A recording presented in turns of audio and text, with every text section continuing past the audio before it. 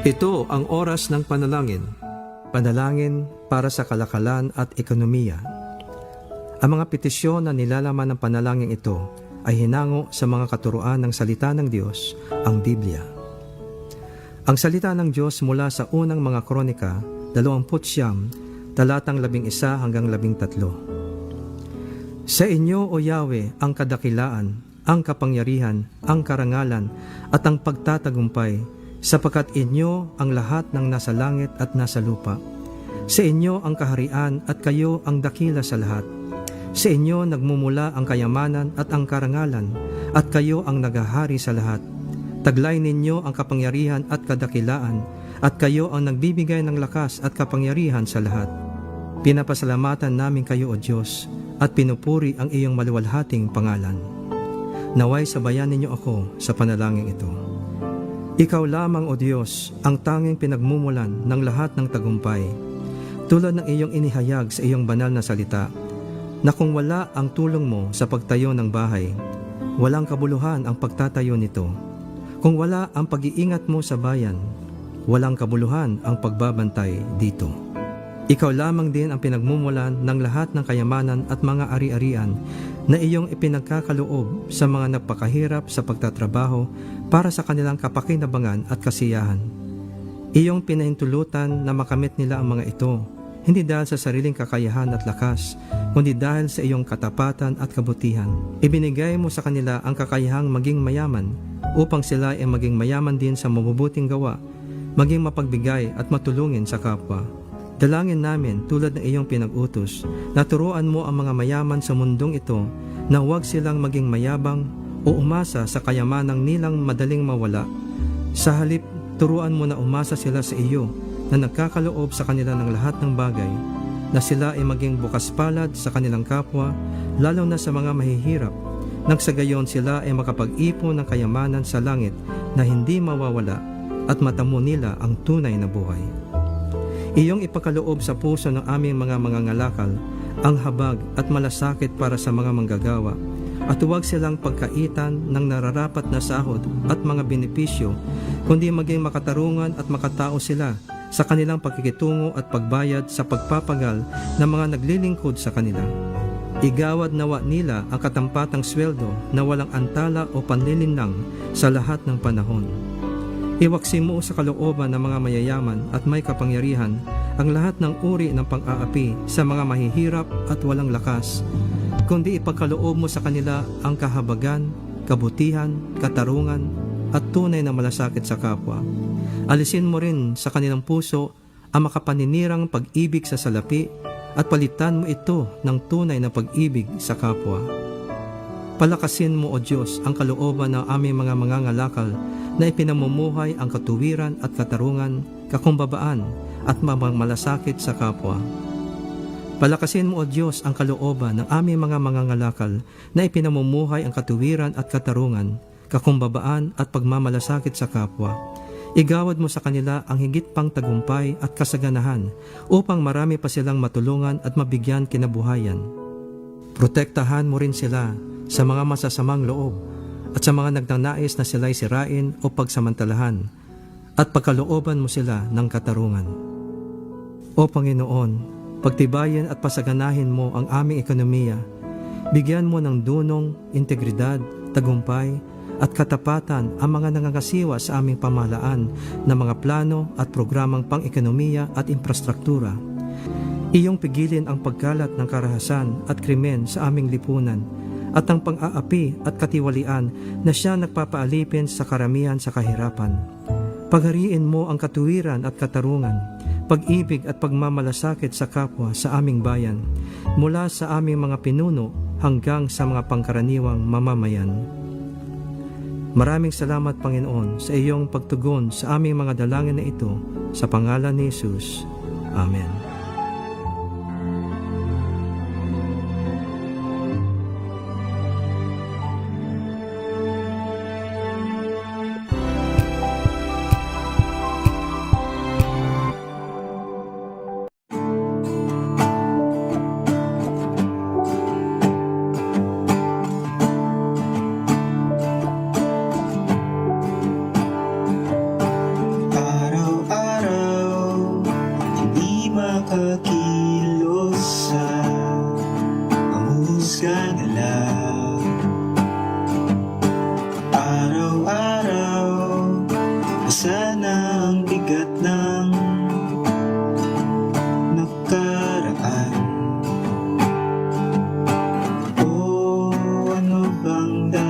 na gawin. Isip at puso ay kailangan ng tulong. Magandang gabi po mga ka-aksyon. Ito po muli si Jean Enriquez, ang Executive Director ng Coalition Against Trafficking in Women Asia Pacific. Ngayong gabi po, tulad ng dati, ay mayroon po tayong exciting na paksa.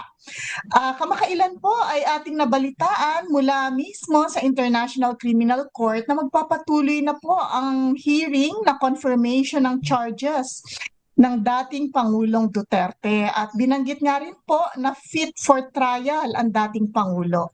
Nakasalukuyan ay humaharap sa crimes against humanity, particularly ito po ay murder, kaugnay po ng war on drugs na nangyari hindi lamang po sa panahon ng kanyang pagiging Pangulo, kahit bago pa po nito, nung siya po ay punong bayan ng Davao, kasama po ang mga panahong ito.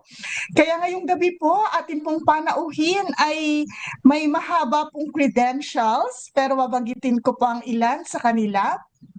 Si Dr. Aurora Parong po ay nagsilbi bilang board member ng Human Rights Victims Claims Board. Ito po ay isang quasi-judicial body na kumilala at nagbigay rin po ng mga reparasyon sa mga biktima ng mga paglabag sa karapatang pantao sa panahon po ng martial law sa ilalim ng Rehimeng Marcos. Kaya napakaakma po na siya po ang kausap natin ngayong gabi. Siya rin po ay naging director ng Amnesty International Philippines, naging Executive Director ng Task Force Detainees of the Philippines at gayon din po ng Medical Action Group. Bilang isang medical doctor, siya po ay tumulong sa maraming individual sa panahon ng martial law noong dekada 70. At siya rin po mismo ay naging detenido at tinagurian bilang isang political prisoner. Siya po ay isang napakatibay na advocate ng human rights. Kamakailan po siya ay nagdiwang ng ikanyang 75 kaarawan. Kaya happy birthday, Doc Au! At nais ko pong banggitin niya, siya rin po ay co-chair ng Philippine Coalition for the International Criminal Court o PCICC. Magandang gabi po sa inyo, Doc Au. Magandang gabi, Jean, at sa iyong mga tagapakinig dito sa iyong programa. Ayan, Excited ako na makasama kayo. ako rin po at hindi po halatang kayo'y 75 years old dahil talaga pong masiglang-masigla si Doc Au sa advocacy na ito. Isa lamang po ito sa maraming kanyang mga pagiging panauhin sa media at napakarami pa pong mga events. So Doc Au, kumusta po ang reaksyon ng mga organisasyon sa ilalim ng PCICC sa naging desisyon ng korte na si Duterte pala ay pwede, no, o sa kanilang pananalita ay able effectively to exercise his procedural rights and is therefore fit to take part in the pre-trial proceedings. Siyempre, Jean, masaya no, ang mga civil society organizations na yung isang sagabal para sa confirmation of charges laban kay former President Duterte ay mawawala. Kasi fit for trial siya, fit for para makinig din dito sa confirmation of charges. Kinagamit kasi ng Defense Council yung kalusugan bilang sagka daw para matuloy ang confirmation of charges at sa susunod sana ay trial. So ito po ay matagal na hinintay ng mga biktima, tama po ba? Dahil dapat September pa ito, tama po, Doc Au? Oo. September sana, dami nang naghahanda para dyan, tsaka masaya, di ba? Naghihintay para sa September 23. Pero dahil pinospone, dahil nag-appeal, na itigil daw ang confirmation of charges at saka yung ang Defense Council dahil unfit, may karamdaman daw po ang former president. Pero nakita ng mga experts na hindi totoo na siya ay unfit at siya naman ay naalagaan doon sa detention center kung saan nandun siya. Parang ang bahay yang parang dorm na kumpleto. Meron siyang TV, meron siyang computer, mga ganon. Oo nga po, nababanggit nga po ng ilang mga biktima na nababasa natin sa Facebook, no? Sila mismo nagsasalita kahit na alam natin malaki ang mga threats sa kanila, hindi nila maiwasan na magsalita at sinasabi pong mas maganda pa nga ang kalagayan niya kaysa sa kalagayan ng mga biktima at ng kanilang mga pamilya. Totoo yan, Totoo, no? okay. Lalo na yung mga biktima sa mga urban areas, na dikit-dikit ang bahay, kung minsan madalas walang tubig, walang kuryente, mga ganon. Hindi yan nararanasan ngayon ng former Pangulo ng ating bansa. Opo, at sabi nga nila hanggang ngayon marami sa kanilang mga anak ay dumaranas pa rin ng trauma, hindi po madaling nahihilom ang trauma.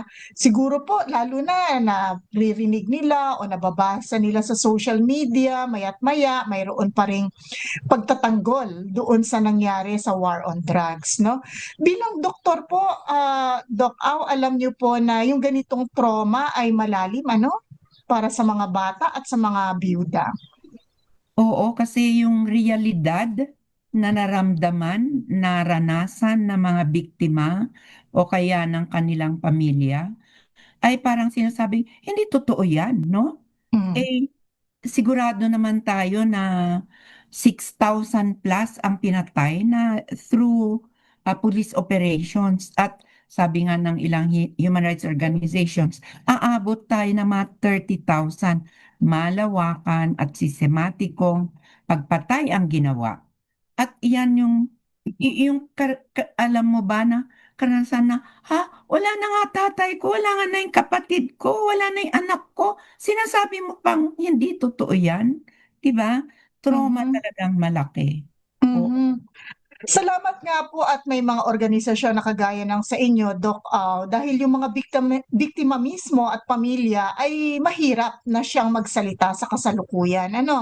Tama po ba na mayroong threat sa kanila at ito rin nga po ang sinabi ng mga ng prosecution, kung kaya mahalaga na nananatili sa kulungan ang dating Pangulo. Dahil isa rin po ito sa nagpatagal ng proseso, no? Hiniling ng depensa kasama ng pamilya ng dating Pangulo na siya ay magkaroon ng interim release. Pero sabi nyo nga po ay delikado ito para sa pamilya. Tama po ba? Oo, delikado talaga at nadesisyonan na yan ng pre-trial chamber, yung judges, nakita nila na mahirap talaga na palabasin. Kasi una, kini-question yung jurisdiction ng korte at saka yung kinidnap daw siya. Paano Mm. siya kinidnap? Hindi naman totoo dahil merong warrant of arrest, no? Mula sa pagkahuli sa kanya dito, ibinigay ng mga pulis doon sa isang korte. So, merong batayan ng pagkahuli. So, ano yan, nakakaano rin ulit sa biktima o kaya yung na, totoo naman na na may kaso, bakit ganyan? So, talagang nakakapanghinayang na may mga ilang kababayan pa rin tayo na sumusuporta sa kanya at naniniwala sa disinformasyon na Mhm. ibinibigay ng mga pro-Duterte. So kasama rin po yan dun sa mga risks, no? Sa mga panganib na hinaharap ng pamilya. Kaya mahalaga nga po sa mga nakikinig, no, na magkaroon ng compassion, ng pakikidama doon mismo sa nakaranas na mawalan ng kanilang mga kaanak at hanggang ngayon ay naghihirap dahil nga nawalan din po sila ng mga breadwinners sa kanilang pamilya. Doc Au, sa February 23, ang nakatakda na magdinig ng kasong ito. Ano po ang aasahan ng mga nakikinig sa atin, publiko sa pangkalahatan, at gayon din po ng mga biktima o pamilya ng mga biktima sa February 23, at mukhang hindi lang po ito isang araw, ano, parang may ilang araw po ito na tuloy-tuloy. Sige po, Doc Au. Mm. Oo, Jean, at yung mga tagapakinig, lalo na yung mga pamilya ng mga biktima ng war on drugs, magiging 4 na araw Mhm. yung hearing. Yung unang araw, 23, 24, may parang break ng isang araw, and then 27, 26, 27. So yung unang araw, muna, parang opening statements lang mula Mhm. dun sa prosecutor, mula din sa common legal representatives ng mga victims, na recently ay na-appoint na si Attorney Joel Butuyan at saka si Attorney Gilbert Andres, magsasalita din, at saka yung mismong defense. So, yan yung panimula. Yun yung unang araw. Yung pangalawang araw, talagang maglalahad na ang prosecution nung sandamakmak na mga ebidensya sa crimes against humanity of murder and attempted murder.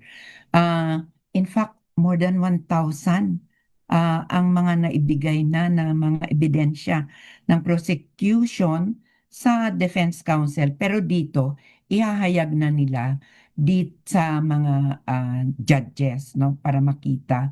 At malalaman din ng public kasi live stream ito. The next day, yung ay bakasyon, di ba? Pero the next day ulit, sa 26, yun namang defense ang magsasalita at magbibigay sila ng mga ebidensya bakit hindi dapat matuloy at magkaroon ng trial ang former President Duterte. Siyempre dito rin magsasalita na ang ating common legal representatives, dun sa unang araw, pangalawang araw, at saka doon sa last day, which is 27, na ulit magsasalita na naman ng closing, ang prosecution, ang defense, at ang common legal representatives. Nakalimutan ko yata pala, syempre dun sa first day, sasabihin ng mga judges, ano yung nakita nila na dapat habla o laban kay Rodrigo Duterte, at yun nga yung crimes against humanity of murder and Mhm. attempted murder. Mhm. So, ipagtitibay po ang mga sakdal sa unang araw pa lamang. Hindi hihintayin ang 4 na araw bago po ipagtibay kung ano ang mga sakdal. Hindi pa. Okay. Sasabihin pa lang ng mga huwes o judges kung ano yung nakikita nila. Mhm. Ngayon, parang magdedebate. Kaya sasabihin ng prosecution, eto yung batayan namin. Sasabihin naman ng defense, eto yung batayan namin. Sasabihin naman ng common legal representatives, eto po yung mga nararamdaman at saka harm o kaya difficulties ng mga biktima o kaya ng kanilang pamilya ng mga pinatay. Kasama na rin po siguro yung mga facts talaga, mga petsa, kailan pinatay, pangalan, upang pagtibayin, no, mga ebidensya na talagang may mga namatay at ito ay batay sa kautusan ng dating Pangulo, batay sa kanyang patakaran. Tama po ba? Oo, totoong yung 29 cases kasi yung inaprubahan sa ngayon Mhm. ng pretrial chamber judges na victims na talagang pwedeng mag-participate dito sa hearing. So, ibig sabihin yan, more or less talagang kitang-kita na nila, related yan dun sa mga ebidensyang naibigay na sa kanila. Pero, hindi ko alam kung babanggitin yung mga pangalan hanggang ngayon, Opo, sabihin baka kung hindi kailan pa. Opo. nangyari, Mhm. oo, ilang edad siguro, lalaki ba or babae, Mhm. ganun. Pero yung pangalan, hindi ko sigurado kasi hindi pa rin ako nakapakinig ng ganyan, Mm. dahil may nakikita tayo na mga security risks posibleng hindi pa rin dyan gagawing public. Pero mababalitaan namin, Doc Au, mula sa inyo, kung kayo po ay papaparon, pupunta kayo mismo doon, ay posibleng magkaroon ng mga live coverage itong hearing na ito para po sa kaalaman ng publiko. Oo, meron. Kaya Mm. umaga yun sa kanila. Pero sa atin, mga hapon na. Kaya Okay. hapon hanggang gabi. So, ibig sabihin, kahit yung mga may trabaho, pwedeng makapakinig dito. So, Jean, ibibigay na lang namin sa inyo. At mukhang may mga ilang organisasyon naman na nagpaplano magkaroon ng live streaming. Yung Ateneo Human Rights Center at saka yung Philippine Alliance of Human Rights Advocates, magkakaroon ng live streaming. Kaya ibig sabihin, pwedeng pumunta po doon kasi may malaking screen para Yes. parang nandun kayo. Kasi kahit yung mga ibang ang pupunta sa The Hague, hindi siguradong nandun at kasama nung mga abogado at saka ng judges at saka nung ah, common legal Accused. representatives. So, Okay, at sa saka yung loob. accused, hindi. Opo. Gallery Mhm. lang din, public gallery. Kaya parang pare-pareho lang yung ano. Yun lang, pagkatapos siguro noon, maaring makita mo yung juez at saka yung mga abogado. At maaari nyo rin pong masuportahan siguro ang legal representatives of victims, lalo na kung naroon kayo. Oo, talagang kaya nga ipapakita din natin na meron din tayong kakayahang pumunta doon. Although, syempre parating sila lang yung nandun, parating nakakadalaw. Sila ang may resources, maya't maya, Oo, ang mga pagbisita nila. oo. Opo. Dok, ito po ay 4 na araw, pero sa mga susunod na buwan, matapos ang Pebrero, ano po ang aasahan dito sa legal na prosesong ito ng publiko at ng mga biktima? Isa, within two months, ay after 2 months ng hearing na Mhm. ito, so ibig sabihin, April, last part ng April or May, dapat magkaroon na ng desisyon yung mga judges kung talagang dapat magkaroon ng trial si former President Duterte. Ibig sabihin, dyan na nila didesisyonan. Hindi dito sa 4 na araw na Okay. hearing, didesisyonan. Okay. Tapos, pwede ring after that, magsasabi na sila, posibleng yung mga desisyon hinggil sa jurisdiction dahil may apela. Nagdesisyon na dati na merong jurisdiction, pero nanggugulo talaga, no? Opo. Nag-apela dyan, nanggugulo rin hinggil din sa unfit, ganon. So, dedesisyon na naman yan bago magkaroon ng trial. So, sana tayo ay umasa at manalangin na na magkakaroon talaga ng trial na Mhm. malalaman natin by April or May, early part ng May. Ayun na ang panawagan ni Doc Au, na tayo po ay manalangin, patuloy na magtulak na maging tuloy-tuloy itong pagdinig na ito. Dahil yan din po ang sinasabi ng mga pamilya ng biktima. Sana po talagang magkaroon na ng hustisya para sa kanilang mga mahal sa buhay. At sila rin po ay mga indirect victims na hanggang ngayon ay nagsasuffer. Kaya napakahalaga sa kanila na maunawaan ng simpleng-simple ito pong nangyayari sa dahig sa pamamagitan ng mga organisasyon kagaya po ng PCICC na pinangungunahan ni Doktora Aurora Parong. So maraming salamat po at baka mayroon pa kayong dagdag na impormasyon o panawagan, gusto pong ibigay ang huling pananalita sa inyo. Siguro po yung sagot na rin po sa tanong ng marami, hindi po ba pwedeng sabihan ng korte itong depensa na obstruction of justice na itong tuloy-tuloy na pagkabalan ng proseso ay talaga namang nakakatagal para po sa mga pamilya. Tapos ituloy niyo po sa inyong mga huling pananalita o panawagan. Ang tingin ko, ang talagang hindi nabigyan ng due process ay yung mga biktima, di ba? Mhm. Pero salita ng salita yung defense o kaya kampo ni Duterte na hindi sila nabibigyan ng pagkakataon, nag-obstruct talaga ng justice, may disinformation pa yan, no? Binibigyan sila ng due process. Ngayon, makikita na hindi bastos ang korte. Ibig sabihin, bibigyan yung karapatan mong marinig kung ano yung sinasabing habla laban sa iyo at meron kang abogado na magbibigay ng tulong sa iyo para madepensahan ka. So sana bigyan naman ng pagkakataon talaga ang mga biktima na ngayon na makita ang trial upang makita lahat ang mga ebidensya laban kay former President Duterte. Crimes against humanity of murder at attempted murder po ang nakasalang sa ngayon. So, sana talagang lahat tayo maghintay, makinig doon sa hearings na 4 na araw. Tapos medyo ano lang po, talagang hintay-hintay lang ng konti dahil 2 buwan pa bago natin malaman kung totoo na ba talaga na trial na. Konting pasyensya.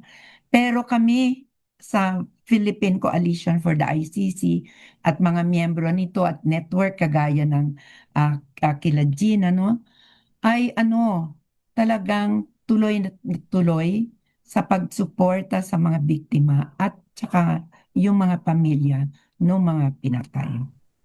Maraming salamat. Opo, maraming salamat po kay Doktora Aurora Parong, co-chair po ng Philippine Coalition for the International Criminal Court. At kagaya po ng sinabi ni Doc Au, at tayo po'y talagang humahanga na sa kanyang edad ay patuloy na lumalaban. Tayo po ay magtiyaga, patuloy na magbantay, katulad rin po ng kanyang pagtitiyaga sa kanyang 75 years ng kanyang buhay, na hanapin, sunsunin ang hustisya para sa lahat ng biktima ng paglabag sa karapatang pantao. So sa ngalan po ng mga biktima ng extrajudicial killings, kami po ay nananatili. Ito po si Jean Enriquez, ang Executive Director ng Coalition Against Trafficking in Women Asia Pacific para po sa Aksyon Kababaihan. Magandang gabi po sa inyong lahat.